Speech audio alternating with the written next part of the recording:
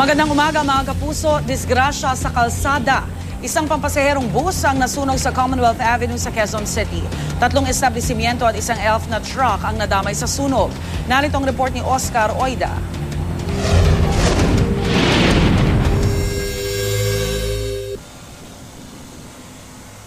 Kuhang-kuha sa cellphone video na ito habang umaatras ang isang nasusunog na Fermina Express na bus sa bahaging ito ng Commonwealth Avenue, Barangay Old Balara, Quezon City.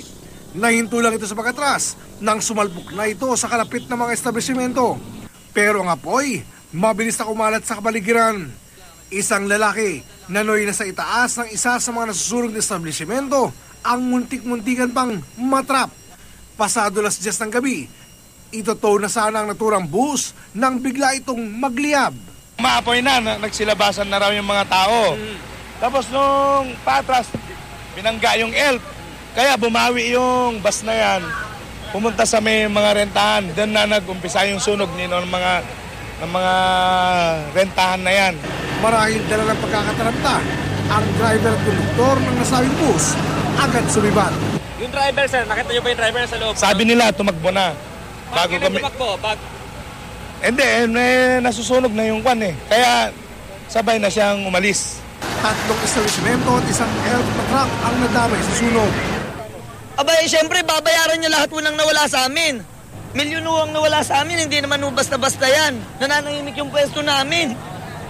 Hindi kami papayag na hindi nila babayaran yung nawala sa amin.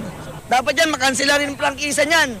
Tumagal din ang mahigit 50 minuto bago ganap na naapula ang sunog na umabot sa ika-4 na alarma. Wala namang napaulat na nasaktan sa insidente. Sir, ano kaya yung cause nung fire? Probably electrical 'yan kasi pagka ganong mga insidente ng vehicular, electrical nagsisimula po yung sunog. Ito ang nabalita sa Quezon City. Oscar Oida reporting.